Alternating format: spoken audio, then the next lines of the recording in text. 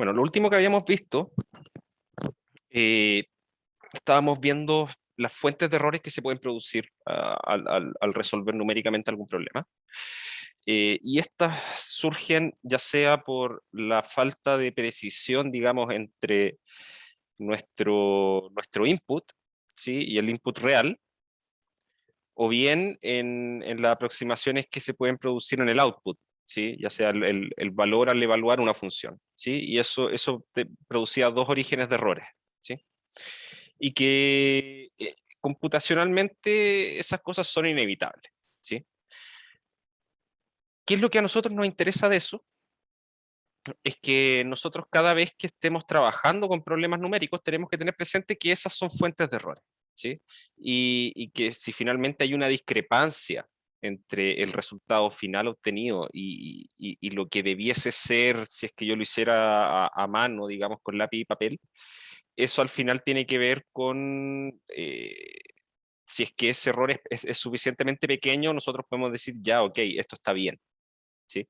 Eh, en el sentido de que sea, no sé, si algo da, no sé, un resultado que es un 10 a la menos 17, nosotros tenemos que tener presente que eso de ahí es suficientemente pequeño como para considerarlo igual a cero, ¿sí? O cosas de ese estilo, ¿sí? O de la misma forma, si es que nos da un resultado igual a cero, puede que en realidad el resultado no sea exactamente cero, sino que va a ser un número muy pequeño, ¿sí? Pero es tan pequeño que el computador no tiene la capacidad de almacenarlo en su sistema de puntos flotantes, ¿sí? Digamos, no sé, un día a la menos 80, ¿sí? Eso de ahí no va a ser el computador capaz de almacenarlo, ¿sí? Por decir algo, ¿sí? Entonces ahora ya vamos a empezar a estudiar un poquito aplicaciones de esto, sí, vamos a ver ya de lleno lo que podríamos llamar ya en sí métodos numéricos, ¿sí? Y vamos a partir hablando de los problemas de aproximación e interpolación. A ver, denme un segundito que me acabo de dar cuenta que tengo que cambiar la pantalla donde está funcionando la tableta. Eh,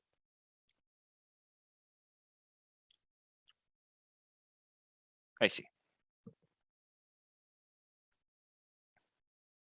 Entonces, como les decía, vamos a estudiar ahora sobre cómo resolver problemas de aproximación e interpolación, ¿sí? Vamos a definir todo ese tipo de cosas y vamos a justificar, digamos, vamos a dar una justificación matemática, una justificación analítica de por qué estos métodos funcionan, ¿sí? Y qué es lo que esperamos de estos métodos, ¿sí? Entonces vamos a partir viendo lo que vamos a entender nosotros como un problema de aproximación.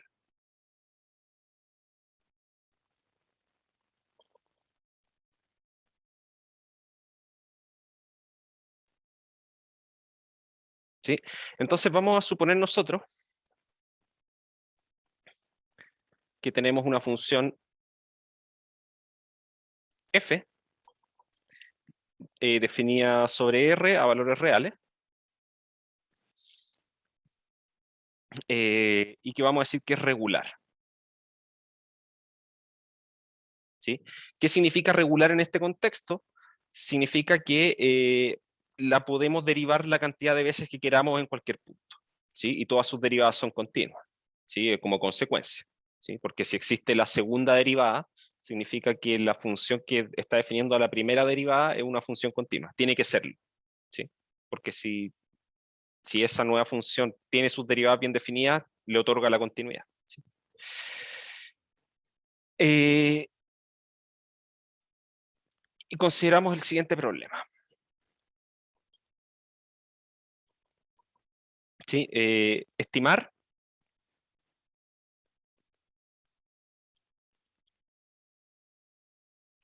los valores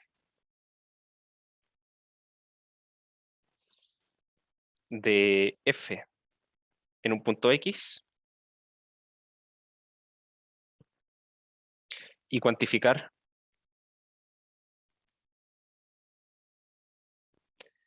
el error cometido.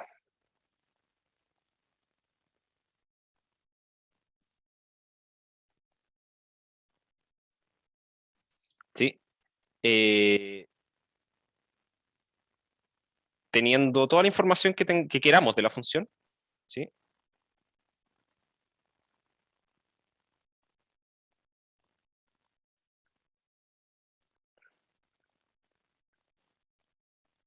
Que queramos de f, pero solo en un punto fijo x0 en R. ¿Sí? ¿A qué me refiero con esto? Nosotros sabemos que hay una función f, no sabemos exactamente cuál es. ¿Sí? Y yo quiero estimar cuánto vale esa función f en un x cualquiera real. ¿Sí? Y la única información que yo tengo es que yo conozco, por ejemplo, el valor de f en x0, ¿sí? Y de todas las derivadas de f en ese mismo punto x0. ¿Sí? A eso me refiero con que tenemos toda la información que queramos de f, pero solo en un punto definido. ¿Sí?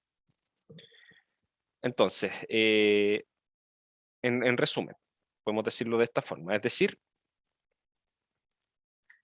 dados f de x0,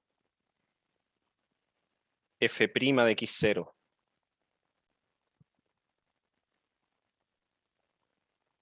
y así, digamos que conozco el valor de f y de todas sus derivadas en x0, ¿sí?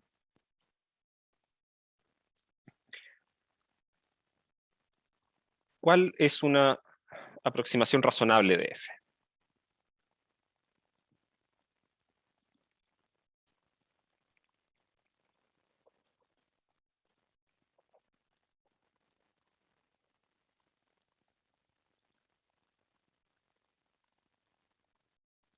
¿Sí? Y aquí ocupamos la misma notación que estuvimos ocupando en la clase anterior. ¿Sí? La aproximación que nosotros vamos a obtener va a ser esto que nosotros vamos a escribir como f gorrito. ¿Sí? F gorrito de x va a ser una aproximación de f.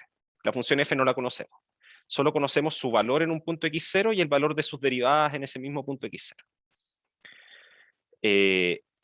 Entonces, si conozco, o si ocupo de la información que conozco, ocupo lo menos posible. Si ocupo solamente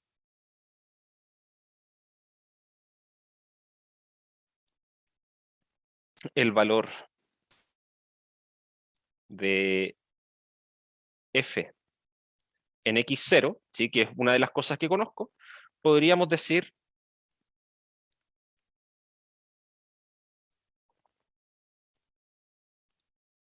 que una aproximación de esto, f gorrito en x, va a ser aquella función que vale f de x0 en todos los puntos, ¿sí? Una función constante, ¿sí? ¿Eso se ajusta a las condiciones del problema? Sí, porque coincide, si yo conozco solamente el valor de f en x0, ¿sí? Yo puedo decir que una aproximación de la función es aquella función que vale lo mismo en todos esos puntos. ¿Sí? En todo x vale lo mismo que f de x0, es una función constante.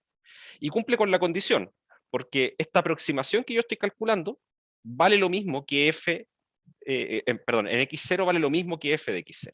¿Sí? Ahora, eso es bastante malo, ¿sí? Porque podría ser que la función que yo desconozco, ¿sí? Y que quiero aproximar en realidad sea una función, no sé, la exponencial de x, y conozco el valor de la exponencial, o sea, y conozco el valor de esta función incógnita, la conozco en x0 igual a 0, ¿sí? Entonces a mí me dicen, la función incógnita que yo quiero estimar, en 0 vale 1, y con esta aproximación de acá yo voy a decir, entonces la aproximación es la función constante igual a 1. Y eso es bastante distinto que la función exponencial. ¿Sí? ¿Se entiende la idea?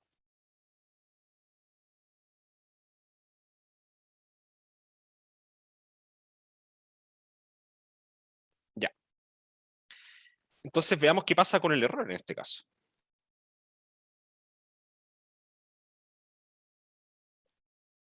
El error cometido corresponde a lo siguiente.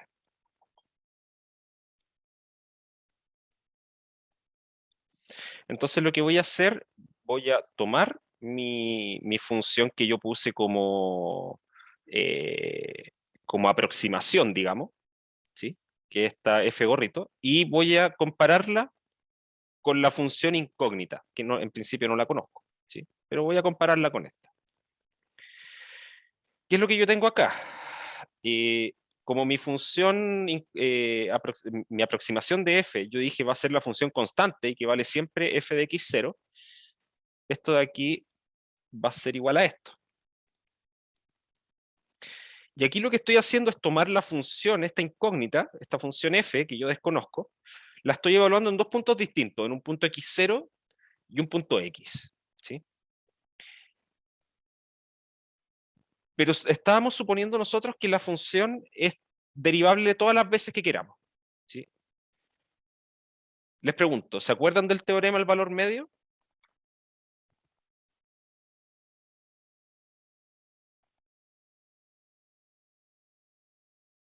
El teorema del valor medio, ¿qué nos dice? Nos dice que este valor absoluto, en realidad nos dice que sin valor absoluto hay una igualdad, pero si después le pongo valor absoluto a los dos lados de la igualdad, nos queda lo siguiente. Esto va a ser igual a la derivada de f en un punto C por el valor absoluto de x0 menos x, donde C es algún real entre x0 y x, ¿sí? En el fondo, lo que estamos diciendo acá es que es de cierta forma esto. Si yo tengo mi función f que hace, por ejemplo, esto, y le evalúo en dos puntos, digamos acá en x0 y acá en x, ¿sí? Lo que yo estoy diciendo es que la pendiente de esta recta que une esos dos puntos, ¿sí? Coincide con la pendiente, o digamos, claro, con la pendiente de la curva, que en el fondo sería la derivada, ¿sí? De la función en algún punto que está por aquí entre medio, entre x0 y x, ¿sí? Y esas dos pendientes son iguales, ¿sí? Eso es en esencia lo que dice el teorema del valor medio, ¿sí? No sé si ahora les suena un poco.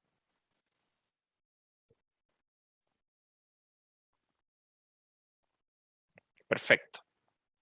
Ahora, como la función f' es continua, porque estamos suponiendo que la función es suficientemente derivable, es tan derivable como yo quiera, ¿sí? Entonces, en particular, la segunda derivada existe y eso hace que la función f' es continua, ¿sí? Entonces, como el c se está moviendo entre estas dos cosas, entre estos dos números, entre x0 y x, esta derivada alcanza su máximo en alguna parte. Teorema de Weierstrass. Toda función continua alcanza su máximo y su mínimo en cualquier intervalo que sea cerrado y acotado, ¿sí? Aquí estamos ocupando varias herramientas de cálculo diferencial. Entonces, como f, de hecho, la función que le voy a poner otra letra acá, f de chi es continua, f', perdón, es continua en el intervalo con extremos x0 y x, esta alcanza su máximo.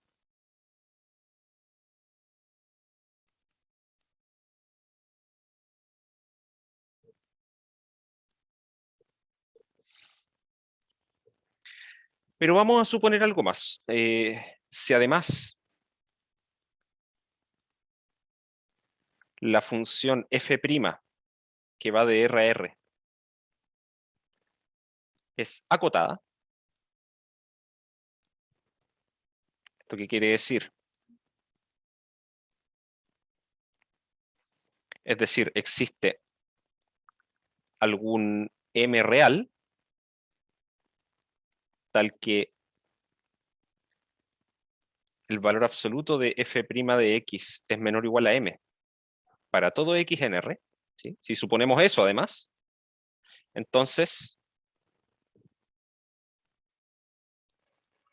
tendremos que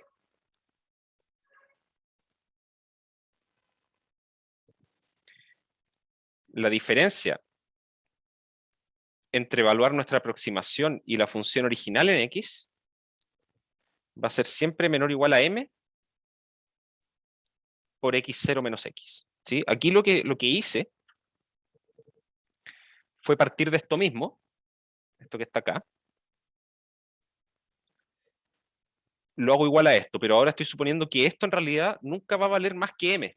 Entonces, esta expresión de acá es menor o igual a M por esta diferencia. ¿Sí? Entonces, si bien yo tengo acá una cota para el error, ¿sí? Es siempre menor o igual a... El error que se produce al evaluar en el punto X es menor o igual a M por la distancia que hay desde X al X0, que es el punto donde yo conozco información sobre la función. ¿Sí? Ahora, si bien eso me está dando una cota, me está diciendo el error no puede ser más grande que esto, fíjense que en realidad este error va creciendo de forma lineal. ¿Sí? Mientras más lejos está X de X0, más grande es este número que está acá. Y por lo tanto, más grande puede ser la diferencia entre estas dos cosas. ¿Sí? De cierta forma, aquí nosotros podemos decir que el error crece proporcionalmente con la distancia a la que están X y X0. ¿Sí? Así que muy buena aproximación no es. ¿Sí? Porque si duplico la distancia que hay entre X y X0, se me duplica el posible error. El error puede ser 2 veces más grande. Así que no es una muy buena aproximación. Ahora, tiene sentido que no sea una muy buena aproximación, porque lo que estoy haciendo es aproximar una función que yo no sé cuál es, y la estoy aproximando con una constante. ¿Sí? Eso no tiene cara de ser muy bueno en ningún caso. ¿Sí? ¿Queda claro eso?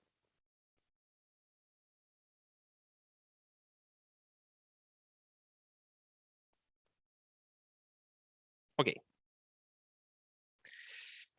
Entonces vamos a dejarlo anotado acá. Esta aproximación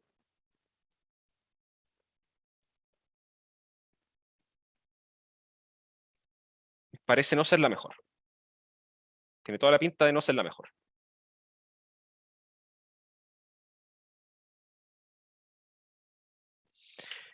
Pero ahora nuevamente pensando en el caso de,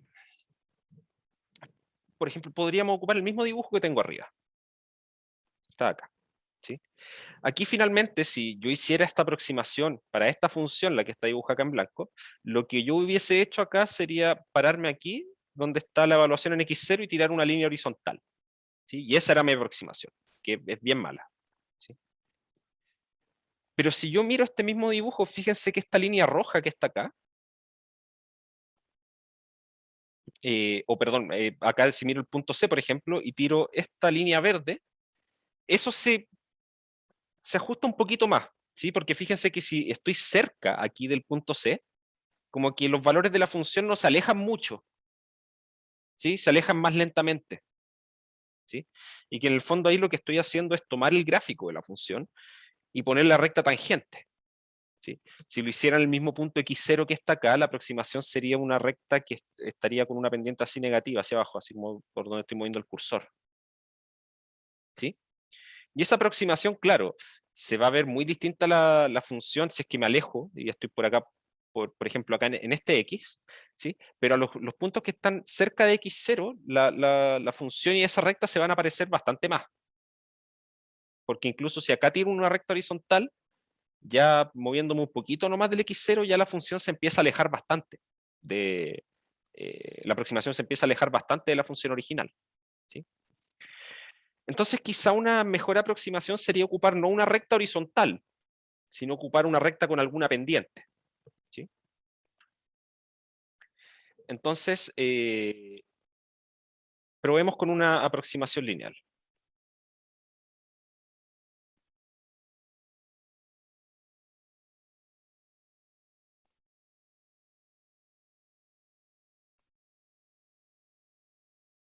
Es decir, vamos a suponer que nuestra función, nuestra aproximación de la función va a ser algo de la forma alguna pendiente por x más un coeficiente de posición que tengo que determinar. ¿Sí? Sabiendo que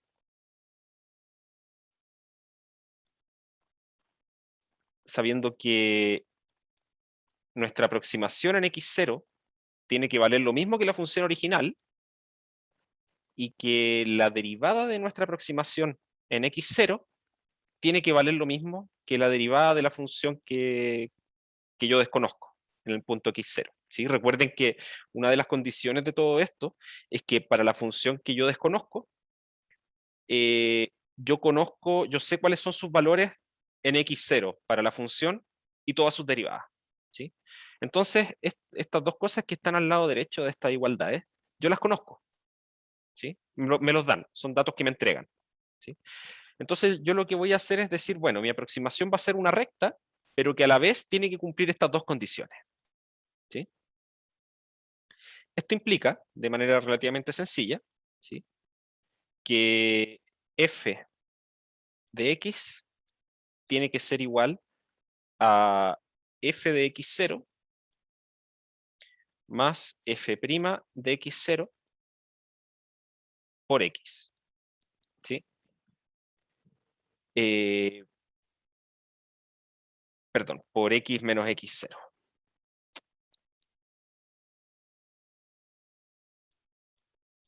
¿Sí?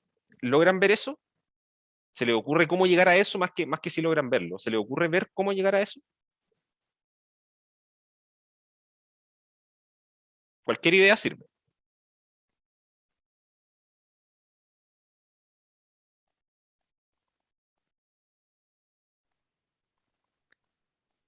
La pregunta no se la entendí. ¿Cómo llegar a eso? ¿Cómo sabiendo que mi aproximación tiene que ser lineal, que tiene que ser de esta forma? En el fondo la pregunta es esta. A partir de esto que tengo aquí, ¿sí? Sabiendo que la aproximación y la derivada de la aproximación en x0 tienen que valer estas dos cosas de acá de la derecha. ¿Se le ocurre cómo despejar los valores de m y n? Sí, de hecho acá lo voy a dejar anotado. Pero acá en realidad lo que tenemos es que m es igual a f' de x0 y n es igual a f de x0 más x0 por f' de x0. ¿Sí?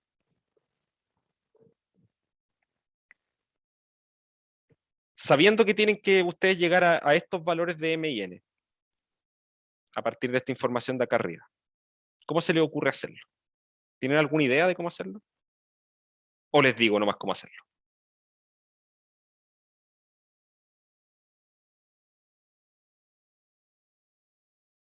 Así como hint, nos estamos metiendo acá en el territorio del álgebra lineal.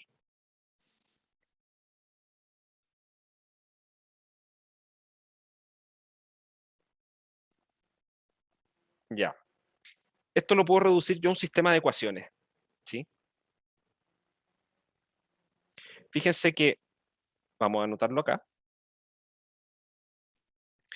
yo sé que f gorrito en x0, si yo tomo mi expresión acá, que tengo acá arriba, es igual a m por x0 más n. ¿Sí? Y la derivada de f, al evaluarla en x0, y aquí esto es un poco más sencillo, porque acá tengo una lineal, tengo una constante por x más n. Si yo derivo eso, el resultado de la derivada de esto de acá es igual a m, simplemente. Y después, independiente de donde yo evalúe eso, el resultado va a ser m. ¿Sí?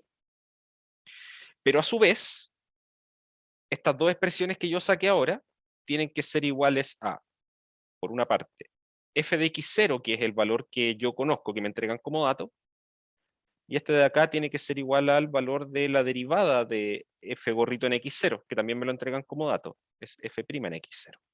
¿Sí? Entonces fíjense que aquí ya salió la primera parte. ¿Sí? M es igual a f' en x0, esto de aquí. ¿Sí? Y ahora lo que yo puedo hacer es reemplazar ese valor de m acá arriba y despejar n. Ah, y aquí, perdón, me equivoqué en un signo. ¿Sí? Entonces lo que hago es decir que n es igual a f de x0 menos x0 por m. que es f' de x0, y es esto mismo que está acá. ¿Sí? Y ahora yo después tomo esos dos valores de m y n que saqué y los reemplazo en la expresión original. ¿Sí? Y acomodando los términos que quedan ahí, se llega a esto de acá. ¿Sí? ¿Queda claro? Es pura álgebra, eso de ahí. ¿Sí? Ahora, fíjense que eso de ahí, esto que anoté acá, no es nada muy novedoso, entre comillas. Fíjense que lo único que estoy haciendo es decir que mi aproximación que voy a tomar de la función f va a ser igual a la aproximación que uno entiende como la aproximación de primer orden o el Taylor de primer orden de la función en torno al punto x0. ¿Sí? Tomo la función en el punto x0 y le sumo la derivada de esa función en x0 multiplicado por x menos x0, porque x es el número donde estoy evaluando. ¿Sí? Entonces tengo una aproximación que está centrada en x0. ¿Sí? No vamos a entrar en mayores detalles. ¿Sí? En este caso, y digo que no voy a entrar en mayores detalles porque es básicamente lo mismo de la parte anterior, ¿sí? Pero hecho dos veces, hay que ocupar el teorema del valor medio dos veces. Una vez para f' y después para f. Y aquí se va a obtener que esto es menor o igual que una constante m. ¿Sí? Voy a ponerle otro, no, le voy a poner otro nombre, le voy a poner una constante k por x menos x0 al cuadrado, ¿sí? Suponiendo que f2' es acotada, ¿sí? Antes suponíamos que la derivada de la función era acotada, ahora estamos suponiendo que su segunda derivada es acotada, ¿sí? Y esta cota que aparece aquí va relacionada de cierta forma con la segunda derivada, ¿sí? Ahora, fíjense que esto significa que nuestra aproximación, aquí nosotros decimos que mejoró en un orden, ¿sí? Porque antes, pensando siempre que estoy en un x cerca de x0, ¿sí? Antes teníamos que era una constante por simplemente el valor absoluto de la diferencia. Ahora tengo el valor absoluto de esa diferencia al cuadrado, ¿sí? Y resulta que si esta diferencia es un número que está entre 0 y 1, ¿sí? ¿Qué es más pequeño? ¿El número que está entre 0 y 1 o el número que está entre 0 y 1 al cuadrado?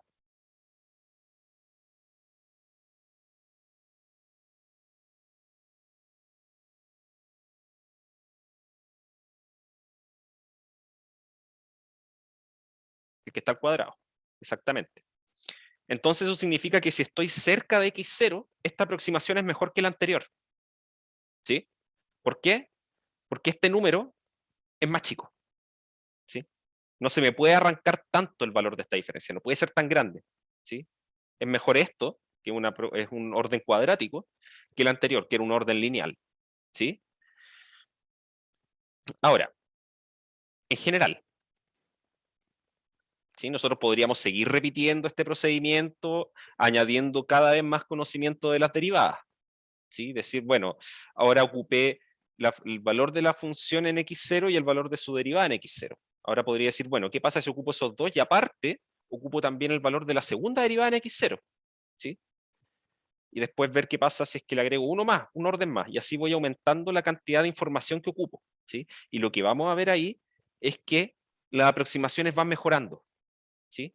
Cada vez que agrego una información más, mejora en un grado la aproximación, ¿sí? En el fondo va aumentando de uno en uno el exponente que está acá arriba, lo que hace que nuestra aproximación en torno a x0 sea cada vez mejor.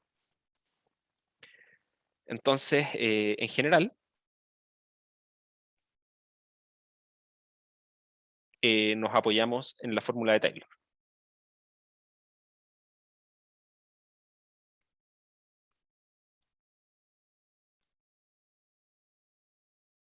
Ahí me quedo corrido esto. En la fórmula de Taylor, ¿sí? Y aquí recordemos esto. sea f una función de R a R, nuevamente no lo voy a anotar de nuevo, ¿sí? Que vamos a suponer que es n más 1 veces diferenciable. ¿Sí? Así que en particular la función que nosotros supusimos al principio cumple esto, ¿sí? Porque es infinitas veces diferenciable, así que en particular lo es n más 1 veces en R, y donde vamos a pedir que su derivada de orden n más 1, o sea, la última derivada que podemos calcular, ¿sí? En este contexto, eh, una función acotada.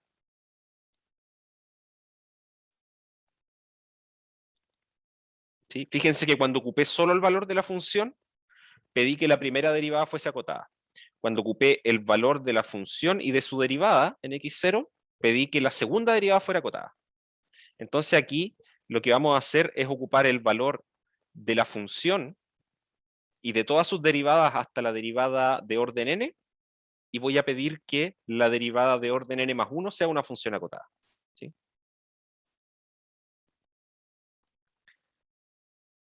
Entonces, llamamos suma finita de Taylor.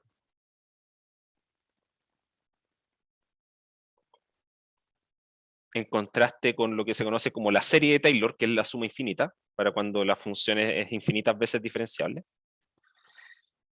Entonces llamamos suma finita de Taylor de orden n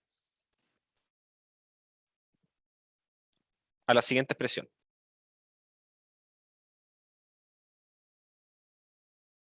Lo vamos a anotar por t sub n de x.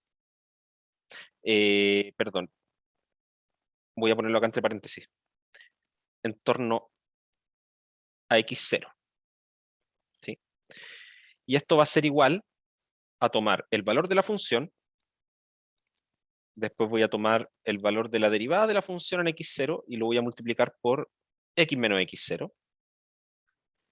Y voy a seguir sumando así, y los términos que voy a ir sumando son de la siguiente forma. Es una cierta derivada, un orden de derivada en x0, lo divido por el factorial asociado a ese mismo número natural y lo multiplico por el mismo x menos x0, pero elevado a n. ¿Sí? O lo que podemos resumir con sumatorias, como la suma desde n igual 0, perdón, desde k igual 0 hasta n, de términos que son de la forma f derivada k veces, evaluada en x0, dividido por k factorial, por x menos x0 a la k. ¿Sí? Esa es la fórmula general. Y eso es lo que estamos haciendo. Fíjense que primero tomamos solamente el primer término, tomamos solamente eso como aproximación. Después, en la aproximación lineal, tomamos esto de acá. Después vendría el caso de una aproximación cuadrática, ¿sí? Que tendría que sumarle acá a esas dos cosas, tendría que sumarle la segunda derivada de f evaluada en x0, dividido por 2 factorial, que es 2, por x menos x0 al cuadrado. ¿Sí? Y esa sería mi aproximación de segundo orden, que eso va a corresponder a una figura que es más como una parábola. ¿Sí? Primero era una constante, ¿sí? Que es un polinomio de grado 0. Después una recta, que es un polinomio de grado 1. Después pasamos a una parábola, ¿sí? Que es un polinomio de grado 2. ¿Sí? Y en realidad, en general, una suma finita de Taylor de orden n es un polinomio de grado n. ¿Sí? El error obtenido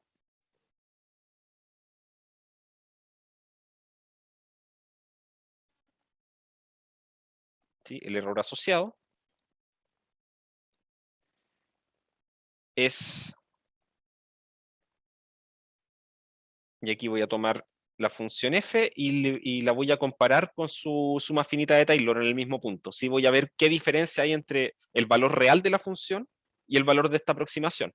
Y resulta que esto es menor o igual a una constante m por el valor absoluto de x menos x0 elevado a n más 1, donde m es una cota de f de la función dada por la derivada de orden n más 1. ¿Sí? Por eso pedíamos que fuese acotada. ¿Sí? Entonces sabemos que el valor absoluto de esa derivada de orden n más 1 es siempre menor o igual que una constante m, y esa constante m es la que hacemos aparecer acá. ¿Sí? Y esto es a lo que me refería con que a medida que voy aumentando la cantidad de información que ocupo, ¿sí? Y eso se refleja en la aparición de acá de los valores de f en x0, de su derivada, después de su segunda derivada, tercera derivada, y así hasta la derivada de orden n, ¿sí? Son esas las que estoy ocupando. Y eso me genera un error que queda acotado por una constante multiplicado por esto elevado a n más 1. ¿Sí? Y por el mismo motivo que decíamos delante, si es que mi x menos x0 es un número que está entre menos 1 y 1, ¿sí? O sea, su valor absoluto está entre 0 y 1, me conviene que estos exponentes sean cada vez más altos. ¿Sí? ¿Por qué? Porque eso me va a hacer que el error sea cada vez más pequeño. ¿Se entiende?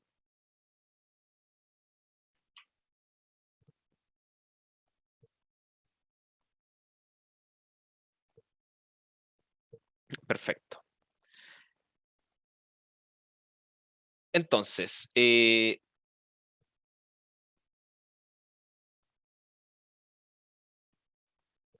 hasta ahora hemos estado hablando de esto de, ok, hay una función incógnita, ¿sí? Y yo quiero obtener una aproximación. Y uno dice, bueno, pero esa función incógnita, ¿de a dónde aparece? ¿Sí? ¿Por qué tengo una función incógnita desde un comienzo? ¿Sí? Entonces uno ahí entra al terreno ya más de las aplicaciones, ¿sí? Porque hasta ahora ha sido todo como muy en el aire. Es como les decía, ¿por qué tengo una función incógnita? ¿Por qué simplemente no tengo la función y ya? ¿Sí? ¿A alguien se le ocurre de dónde o con qué procedimiento yo podría obtener una función incógnita de alguna forma?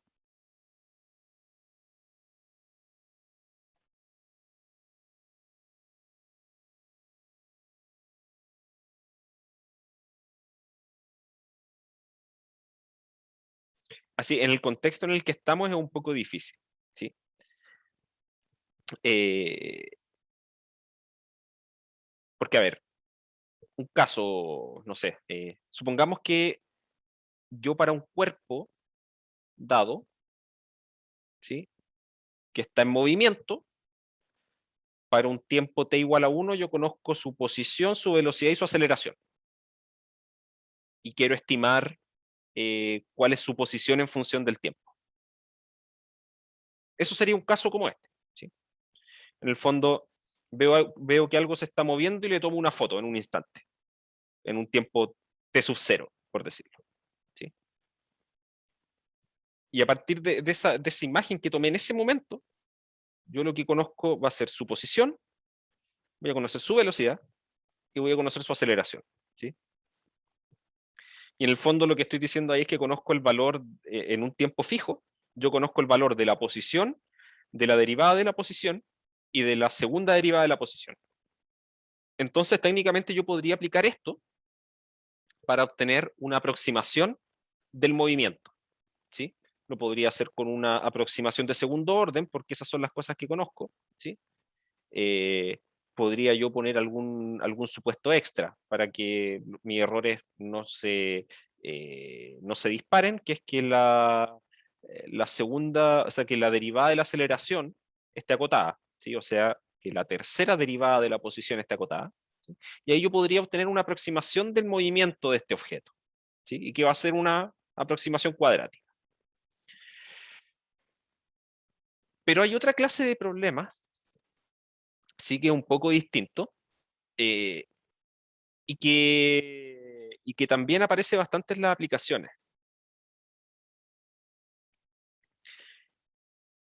Consideremos ahora el siguiente problema.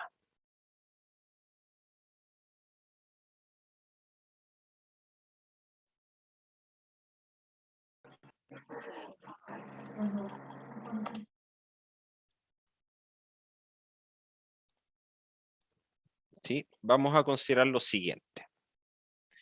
Eh, mediante una serie de mediciones,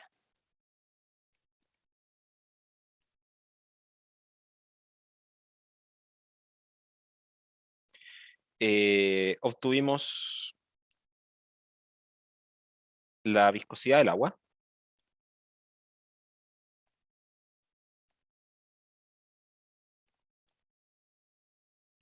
A diferentes temperaturas.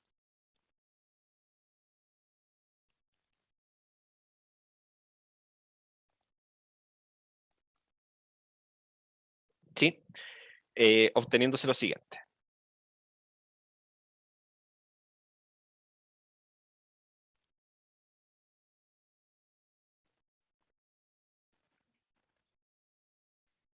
¿Sí? Vamos a tener acá la temperatura,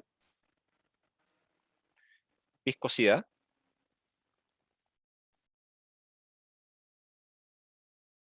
y vamos a tener unos cuantos datos acá que obtuvimos por mediciones, ¿sí? Entonces, 0 grados, 5 grados, 10 grados, 15 grados, y obtenemos algunos valores acá, 1792. Estos números no son muy importantes en realidad en la comprensión del problema, ¿sí? Pero lo que tenemos es esto de acá, ¿sí? O sea, nosotros en un ambiente controlado, digamos, pudimos hacer una medición lo más precisa que se pueda con los instrumentos, ¿sí? De la viscosidad del agua, nosotros controlando la temperatura a 0, 5, 10 y 15 grados Celsius, ¿sí? Y aquí quiero ser bien enfático con esto que estoy diciendo. Yo controlé la temperatura y obtuve resultados. Eso es básicamente una función, ¿sí? Tengo una variable dependiente que yo controlo y una variable independiente, perdón, una variable independiente que yo controlo y una variable dependiente que, bueno, depende de la variable anterior, ¿sí? Acá yo lo que estoy tratando de decir es, ok, tengo este fenómeno y voy a intentar modelarlo como una función, ¿sí? Y eso es todo lo que yo conozco. Entonces, el problema acá,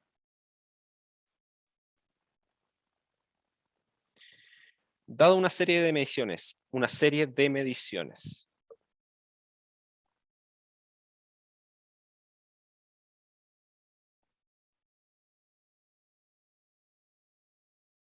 que sean de la forma, vamos a poner acá, variable, medición,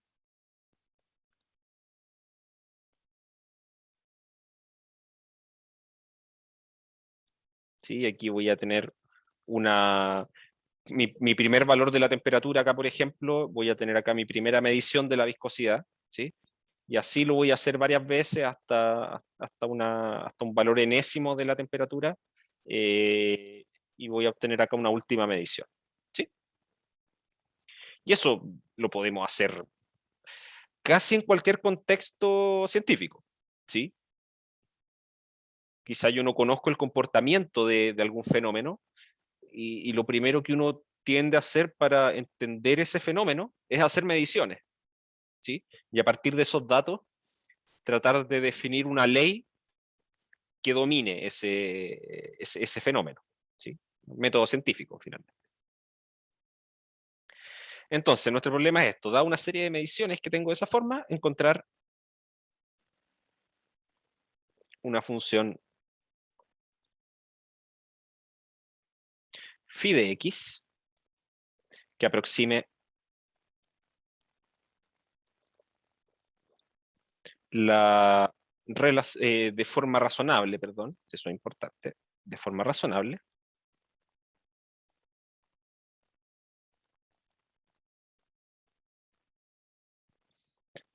la relación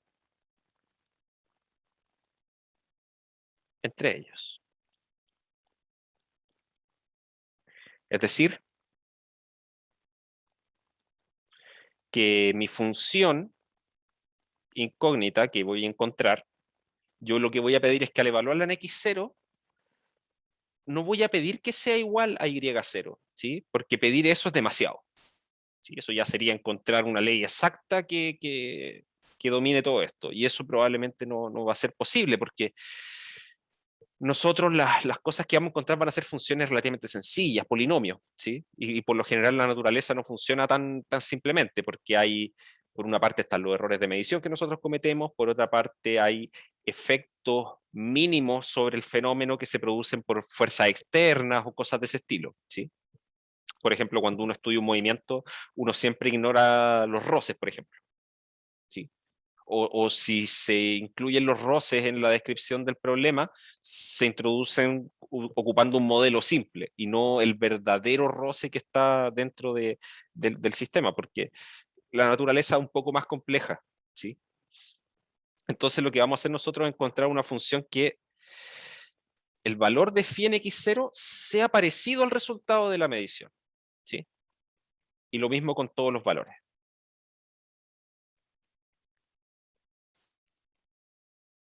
¿Sí? Entonces vamos a buscar que se parezcan. Ahora, la pregunta es, ¿qué significa que se parezcan? ¿Bajo qué criterio yo voy a decir que la aproximación es buena? ¿Sí? Porque, por ejemplo, no sé, a ver, si yo tengo las dos primeras mediciones, yo podría decir, ya, ok, voy a ocupar esas dos, voy a tirar una recta y no me voy a preocupar del resto, donde caigan nomás.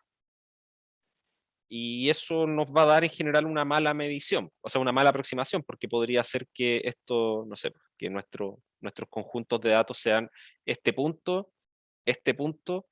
y después esta cuestión como que se va aplanando hacia la derecha, ¿sí? Entonces, si hago eso que mencioné recién, mi aproximación va a ser algo de este estilo, ¿sí? Y que claro, para estos dos primeros puntos va a coincidir perfecto mi aproximación, ¿sí? Pero para estos de acá el error va a ser muy grande, ¿sí? Lo mismo pasaría que si yo aproximo tirando una recta, digamos, solamente entre estos dos de aquí, ¿sí? Estos dos van a ser exactos, este va a ser parecido, pero este de acá se nos arranca mucho, ¿sí? Entonces, quizá necesitamos encontrar algo un poco mejor, ¿sí? Entonces, de hecho, en este caso, con este dibujito así, la mejor aproximación va a ser una recta que va a pasar como así, ¿sí? Que ninguna medición es exacta, ninguna coincide con la función que yo estoy poniendo, ¿sí?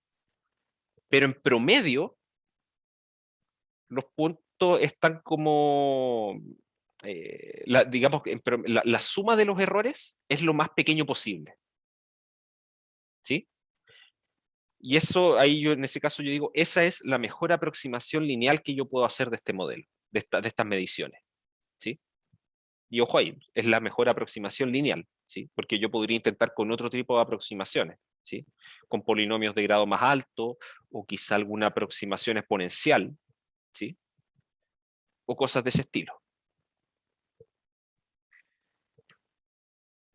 Y una forma para poder estudiar este tipo de problemas es el siguiente método, que se conoce como el método de los mínimos cuadrados.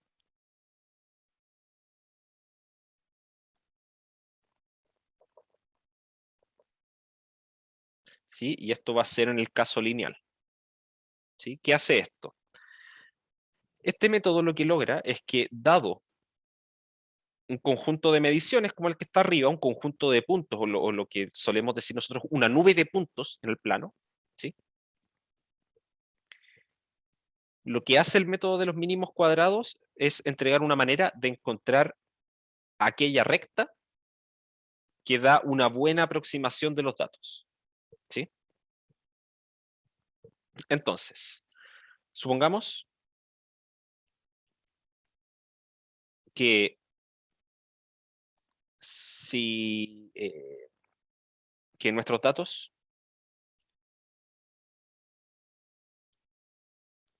parecen seguir un patrón lineal,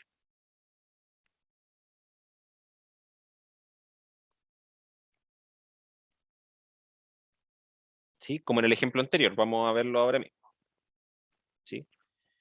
¿A qué me refiero con esto? Fíjense, por ejemplo, que aquí la viscosidad bajó como 2 décimas, ¿sí? Al ojo, en realidad un poco más lo que baja, pero son como 2 décimas, así como aproximadamente, ¿sí? Después baja 2 décimas más. De hecho, el descenso que hay entre esto y esto es más grande que el descenso que hay entre esto y esto, en el orden de las centésimas, pero siguen siendo 2 décimas aproximadamente, ¿sí? Y acá también el descenso acá es incluso menor, de hecho no alcanzan a ser 2 décimas, pero si miro solo las décimas, Sí, son como 2 décimas, más o menos. ¿Sí? Así que esto pareciera tener un comportamiento lineal porque voy aumentando de a 5 en 5 la temperatura y a grandes rasgos la viscosidad va descendiendo de a 2 décimas. ¿Sí? ¿Se entiende a qué me refiero con que parece tener un patrón lineal?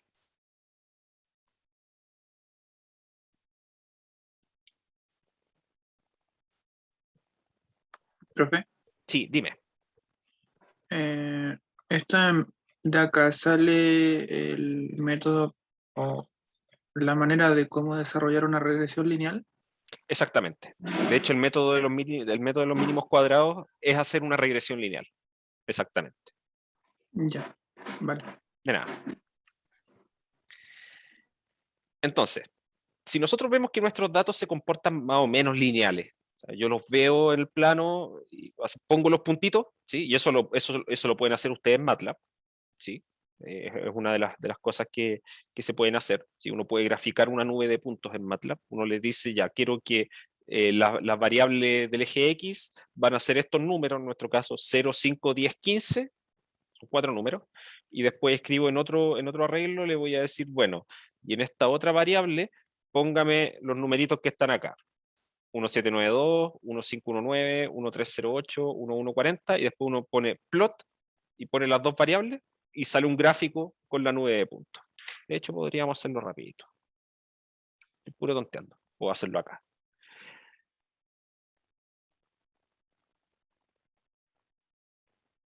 A ver, voy a definir temperatura y voy a poner acá los valores de la temperatura. ¿Sí? Entonces lo que hago es ponerlo así en entre paréntesis de corchete, ¿sí? Y cada valor lo voy separando por un espacio. 0, 5, 10, 15. ¿Sí? Y ahí me dice, ahora T tiene esos 4 valores almacenados, 0, 5, 10 y 15. Y voy a definir V como la viscosidad.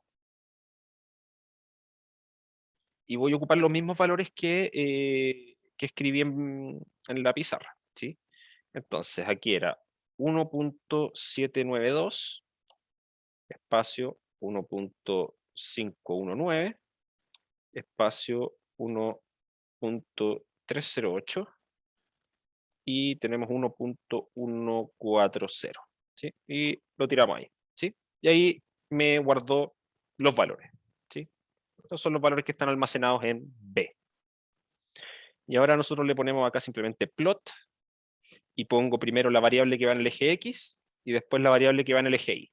¿Sí? Y ahí está.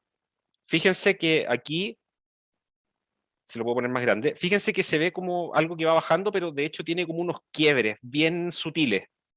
Aquí se produce como un cambio de pendiente y acá también se produce un cambio de pendiente. ¿Sí? Y eso es porque los descensos no son exactamente lineales. ¿Sí? Pero si yo lo miro así de lejos, es como ya, ok, hay como una dependencia lineal, o sea que mientras más temperatura hay, menor es la viscosidad y ese descenso se ve más o menos lineal. ¿Sí? A eso me refiero con que se ve una tendencia. ¿Sí? Ahora, yo puedo, déjenme ver si es que era exactamente así, yo acá le puedo poner con comillas simples un punto así al plot. ¿Sí? Si no me equivoco, eso va a hacer que me grafique solo los puntos. Exacto. ¿Sí? Entonces el primer punto está allá arriba, apenas se ve, está ahí. El segundo está acá, el tercero está aquí y el cuarto está acá. ¿Sí? Si yo tuviera más puntos, quizá verlo de esta forma, solamente con los puntos en pantalla, podría ser más claro si yo tuviera más datos. Y sería más claro si es que, digamos, ver si es que hay una tendencia lineal o no. ¿Sí? ¿Se entiende eso? ¿Sí? ¿Se entendió cómo se ocupa MATLAB para ese tipo de cosas? ¿Sí? Dentro de todo es bastante simple.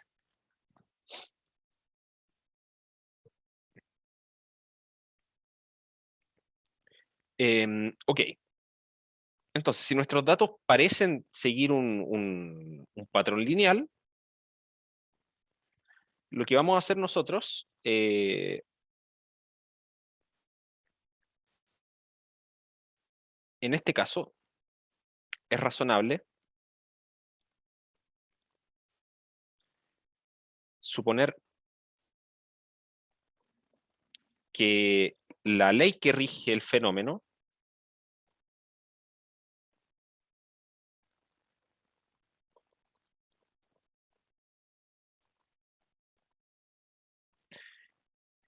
viene dada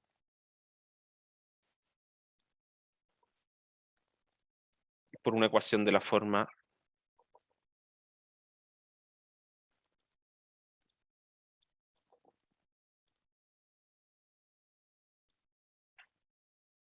phi de x igual a una pendiente a por x más un coeficiente de posición b. ¿Sí? Si yo veo que estas cosas, esta nube de puntos, se comporta mediante una tendencia lineal, yo voy a decir, bueno, voy a tratar de encontrar aquella recta que más se parezca a este conjunto de datos. ¿Sí? Entonces, buscamos de esta forma, o buscaremos en general, buscaremos valores de A y B,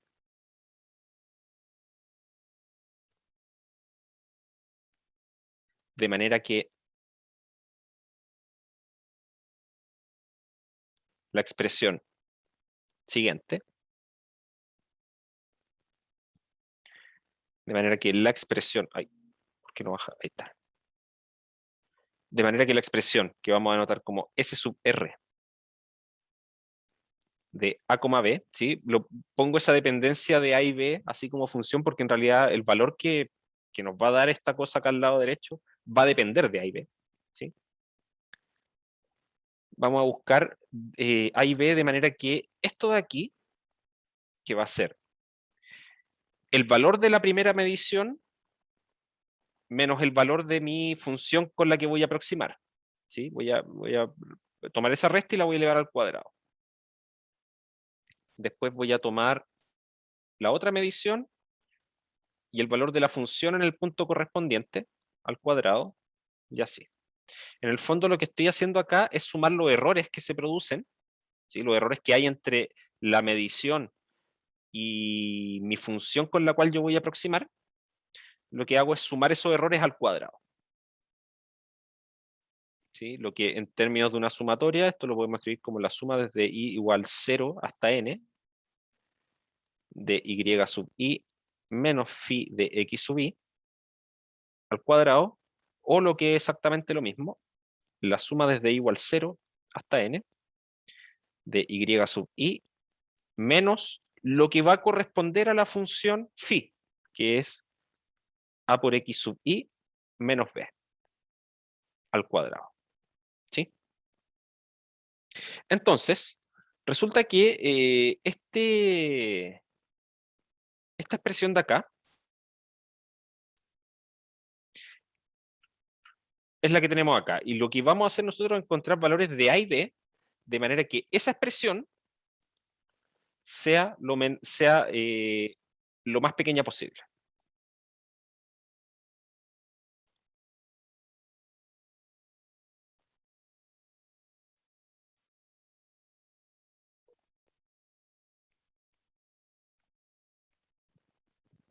¿Sí?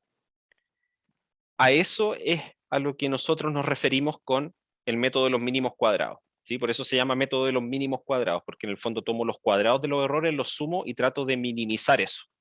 ¿Sí? Ahora, fíjense que lo que yo tengo acá, esta expresión de acá, que es una función que depende de dos variables, a y b. ¿Sí? El resto, estos x sub i e y sub i, no son variables. Esos son datos que yo conozco, son los datos de mis mediciones. Tengo una función que depende de dos variables, a y b. Y yo lo que quiero hacer es encontrar el mínimo de esta función. ¿A alguien se le ocurre cómo hacer eso? Cálculo diferencial. Si yo quiero encontrar el mínimo de una función, ¿qué es lo que debería hacer? Derivarla. Derivarla e igualarla a cero. ¿Sí? Y en este Sí. caso es una función de dos variables, así que lo que tengo que hacer es calcular su gradiente, ¿sí? Porque ustedes, buena pregunta, ¿vieron el concepto de gradiente en varias variables o no? Sí, Sí, ya, perfecto. Estaba perdido en los semestres. Ya. Entonces, bueno, aquí en realidad hay que ir un poco más allá. ¿Sí? No vamos a entrar en esos detalles, pero se los vomito como información. Esta función es convexa. ¿Sí? Eso significa que su forma es como así. Entonces, donde tenga gradiente igual 0, alcanza el mínimo. ¿Sí? Voy a estar por acá abajo. ¿Sí? Es como un bol, y donde tenga gradiente 0 voy a estar en el mínimo. ¿Sí? Técnicamente, eso nosotros estamos en condiciones de demostrarlo. ¿Sí? Lo que hay que hacer es calcular la matriz hessiana de esto y ver que esa matriz es una matriz semidefinida positiva. ¿Sí? Pero no lo vamos a hacer, ustedes créanme. Esto de acá es una función convexa. ¿Sí? Así que donde su gradiente vale 0, necesariamente un mínimo, no puede ser un máximo. ¿Sí? Luego, necesitamos que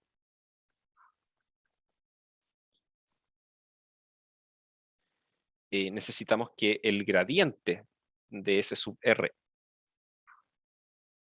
en AB sea igual a 0, que en este caso esto corresponde al vector 0, 0. ¿Sí? Jugando un poquito con esto, ¿sí? Y eso si quieren lo hacen ustedes, pero es un poquito de álgebra. En el fondo lo que tengo que hacer ahora es derivar esto con respecto a A y después derivarlo con respecto a B e igualar esas dos cosas a 0. ¿Sí? Y eso va a dar simplemente un sistemita de ecuaciones, ¿sí? Que es relativamente fácil de resolver. Y la solución de eso es la siguiente, de manera que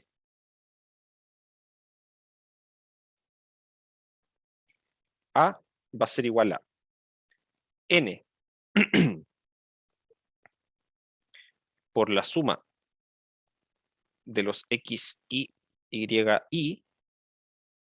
Ay, me acabo de dar cuenta que... ¿Cómo lo hago? Denme un segundo. Que aquí hay un ligero tema que es importante. Voy a hacerlo así inmediatamente. N más 1, ahí sí, por la suma de las multiplicaciones de x, y con y sub i. Y a eso le vamos a restar la multiplicación de x, y perdón, la suma de los x, y con la suma de los y sub i. Y vamos a dividir todo esto por n más 1 por la suma de los x, y cuadrado menos el cuadrado de la suma de los x, y. Y eso es el valor de A. Y el valor de B viene dado por 1 partido en n más 1 por la suma de los y sub i menos A por 1 partido n más 1 por la suma de los x, y. ¿Sí? Y aquí todas estas sumatorias van desde 0 hasta n. ¿Sí? Entonces, finalmente, como para acordarse, estos n más 1 que están acá salen porque en realidad tengo n más 1 mediciones. ¿Sí? Porque las mediciones partían desde la medición 0 hasta la medición n. ¿Sí? Por eso me quedé como tartamudeando al principio, porque iba a tener ese problema con los índices, pero prefiero dejarlo así. ¿Ya? Lo importante es recordar que ese n más 1 representa el total de mediciones. ¿Sí? Entonces acá yo despejo el valor de A, y a partir del valor de A puedo sacar el valor de B. ¿Sí? Esto de acá se puede hacer de forma, como les decía, relativamente sencilla. Lo que hay que hacer es tomar es un ejercicio de cálculo. ¿Sí? Es derivar esto con respecto a esta expresión toda con respecto a, después derivarla con respecto a B, y eso finalmente va a botar un sistema de ecuaciones para A y B. ¿Sí? Un sistema de ecuaciones lineales. Y eso se puede resolver usando un poquito de álgebra lineal. ¿Sí? Y por lo tanto, vamos a tener estos dos valores que van a ser los que nos definen lo que se conoce como la regresión lineal, ¿sí? Esta es una de las formas más típicas de resolver problemas de aproximación o aquí en este caso ya hacemos una distinción, lo llamamos un problema de interpolación, ¿sí? Porque en el caso anterior donde conocíamos la función y sus derivadas en un punto, en un x0, ahí lo que queremos es aproximar una función conociendo los datos en un punto. A eso lo llamamos aproximación. A esto de acá también es una aproximación, porque estoy aproximando también el valor de una función, pero más típicamente se le conoce como interpolación, ¿sí? ¿Por qué? Porque la aplicación que tiene esto no es solamente como en el caso anterior, que es ver los valores de la función cerca del punto x0.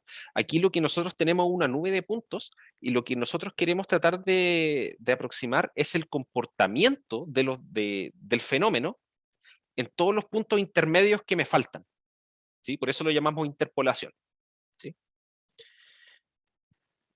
Y las regresiones lineales son una de las formas más típicas de hacer esto, ¿sí? Podríamos ir nosotros más allá. ¿Cómo podría ser un método de los mínimos cuadrados, pero para obtener una regresión cuadrática? ¿Será posible? Y la respuesta es que sí, porque lo que uno puede hacer es, aquí en esta parte, cuando, cuando veo esto y yo miro mis datos y en realidad tienen más como una curva, perdón, como un movimiento como medio creciente, ¿sí? Como que al principio crecen poco, después van creciendo más. Entonces quizá ahí sería más cómodo ocupar una cuadrática en vez de una lineal, ¿sí? Y aquí lo que yo haría, en vez de poner una lineal acá, tendría que poner una cuadrática, ¿sí? Y la diferencia es que acá me quedaría algo del estilo a por xi al cuadrado menos b por xi menos c. Entonces ahora esto va a quedar dependiendo de tres variables, pero después eso lo podría minimizar. ¿De qué forma? Tomando el gradiente de esa función e igualando a cero, pero ahora van a ser tres incógnitas las que voy a tener, a, b y c. ¿Sí? Y con eso voy a poder obtener una regresión cuadrática, ¿sí? Y eso yo lo puedo generalizar para cualquier grado de polinomio, ¿sí? Ok, ¿todo claro con estas cosas de acá? ¿Se entiende?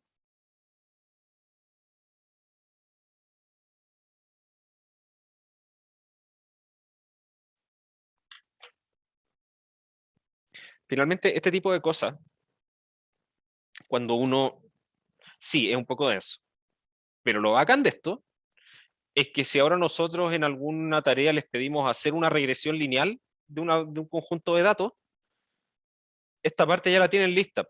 En el fondo ustedes tienen que agarrar estas cosas de acá y meterlas al computador, ¿sí?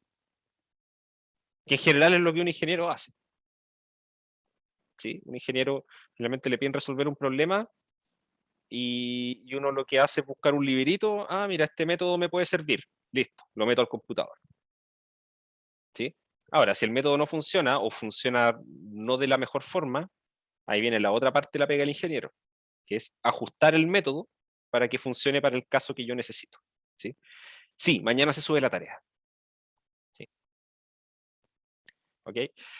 Entonces, claro, a veces va a pasar esto, que nosotros en las clases vamos a ver, digamos, la parte más teórica, pero a diferencia de otros cursos de matemática o de otros cursos en general, las evaluaciones no van a ser tanto de centrarse en la parte teórica, sino que ustedes van a tener que tomar esa parte teórica, que tienen que entenderla a un nivel mínimo al menos, ¿sí? Para entender qué es lo que están haciendo o en qué casos se ocupa una cosa u otra, ¿sí?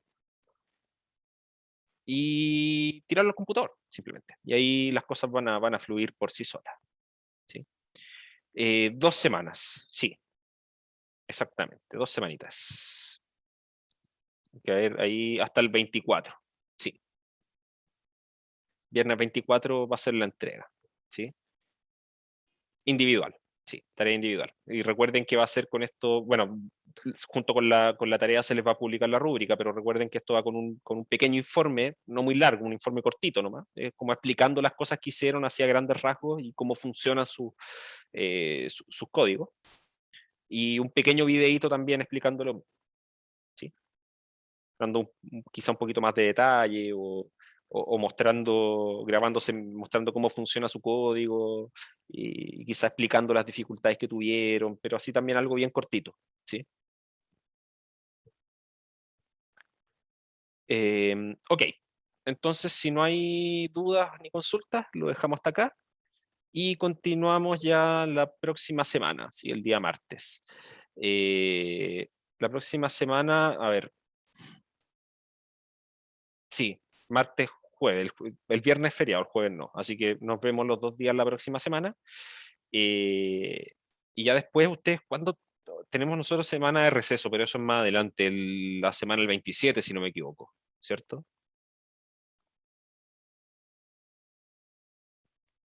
Ya, perfecto. Ya entonces tenemos un par de semanas todavía que los voy a estar molestando con las clases.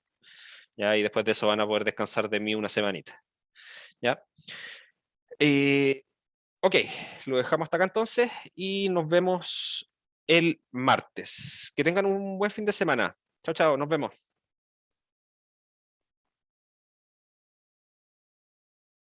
Chao, chao, cuídense.